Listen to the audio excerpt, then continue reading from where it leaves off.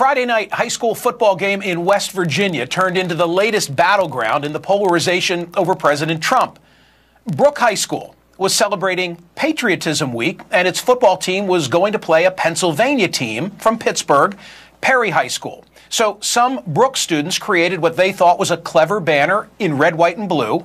Here's what it said: Trump Perry. A pun, get it? Meaning beat Perry, in the form of a campaign sign.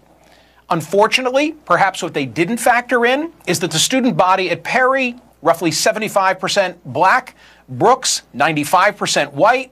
Well, you can almost script what happened next. The Perry librarian saw the sign, tweeted a photo of the banner, and called it sickening racism.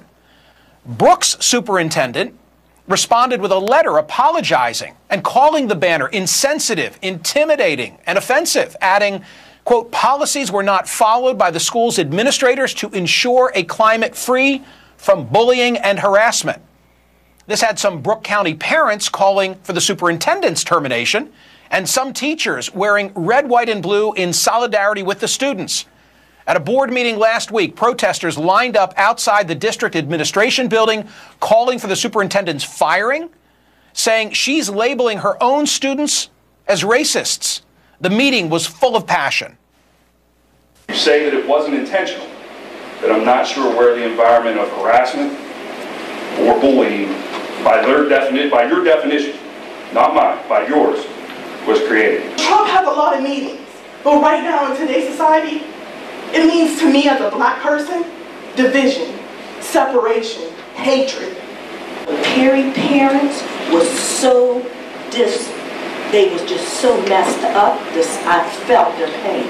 You can't tell me how to feel about that sign. Is there any way out? Joining me now, the head of the student body at Brooke High School, Ashley Eby. Ashley, thanks so much for being here. What was the message that was being conveyed in that banner? So before every football game, a group of students get together and they create a banner for the student section. And each week, for every home game, the student section has a different theme, which is determined prior to the beginning of the season. And since the game against Pittsburgh Perry was the first home game after 9/11, the theme of that week was patriotism and red, white, and blue. So when the banner was created, we came up with the idea Trump Perry, because Trump is synonymous with beat, and it also is the name of the President of the United States.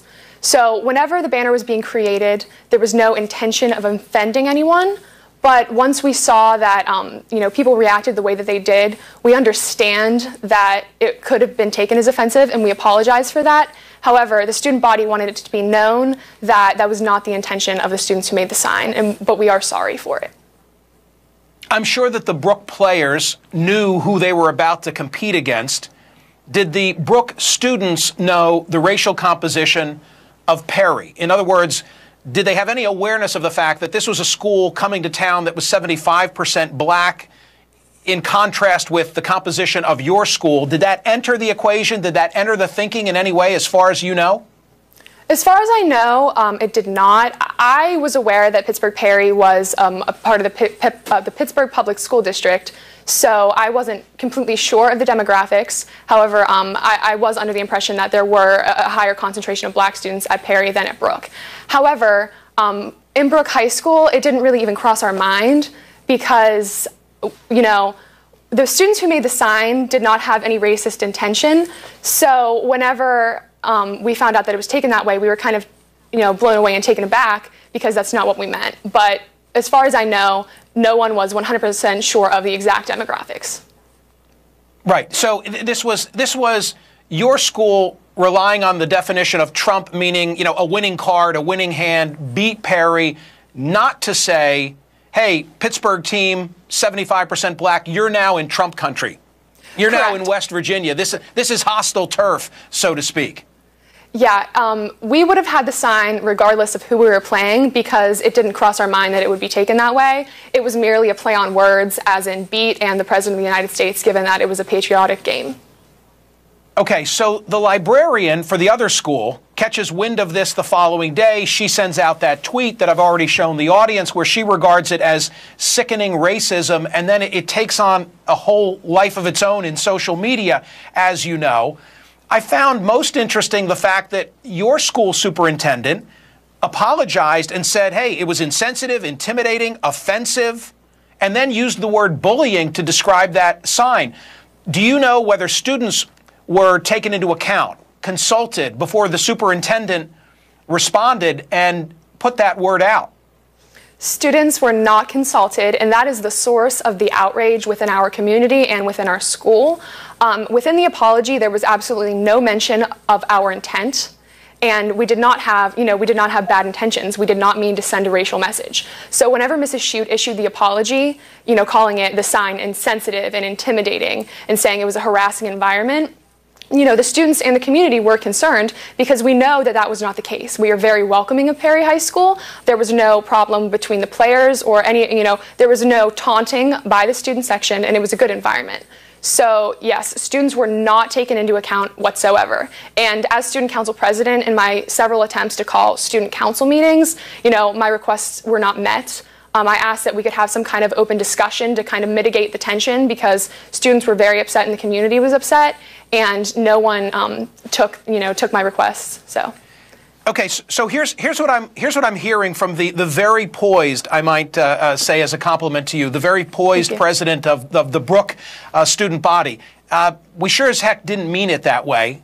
Correct. We apologize if we offended you, and we're disappointed that our superintendent regarded this as bullying and went as far as she did in the apology. Right. Yes. Any more signs that you're put? Any more? Go ahead. I'm sorry. Finish your thought. No, I'm sorry. Go ahead. Go ahead. I'm curious because this was the first game post-September 11. It took place, I believe, on the 28th, and you've played other football games since then. For all I know, you played last night. So have the signs now been reined in? I mean, all of a sudden now, do you have to put up a different kind of message? Yeah, we've not posted any signs since then. We were instructed that if we were to create a sign for any game, it had to be cleared by administrators. But school spirit within Brook High School is pretty low at this point. No one has gone together to create a sign. So. Okay, well, that would be a bummer if the net effect of this would be that all of a sudden at Brook, nobody puts up a sign anymore. So go put up more signs, okay? Okay. All right. Ashley, thank you so much. We really appreciate your being here. Thank you. I appreciate it as well. Let's check in on your tweets and Facebook comments. What do we got, Catherine? That's a wild story, isn't it? In poor taste, yes. Racism, maybe. Optics, terrible. Bobby, I want to be sensitive to those who are on the opposite side of the field, but I just don't see it. And particularly after listening to her explanation, I'm willing to accept the innocence of the thought process that it was a play on words, and Trump to them meant we've got a winning team. We're going to trump Perry. But I know from my African-American callers on Sirius XM, that's not how many of them saw it. Another one if we've got time. Smerconish, I was prepared to say not racist until I read quotes from the students and how it had a double meaning honoring president. Paula, isn't it a bad outcome that now, because of the heightened scrutiny and the polarization, that these kids are not even putting up signs anymore? I think it's a step in the wrong direction. One more and then we'll move on. Smerconish, as a teacher of teens, they are absolutely capable of understanding the power of their words. It wasn't meant to be a joke. Really, Melissa, how do you know that? I accept the way that Ashley just presented it, but I recognize there's a dispute and that people are interpreting even that sign. It's like a Rorschach test in the time in which we live. Okay, this is important. Up ahead, a sitting U.S. senator is on trial for federal corruption. It's Bob Menendez. But will a recent Supreme Court decision help Senator Menendez escape conviction? I'll explain.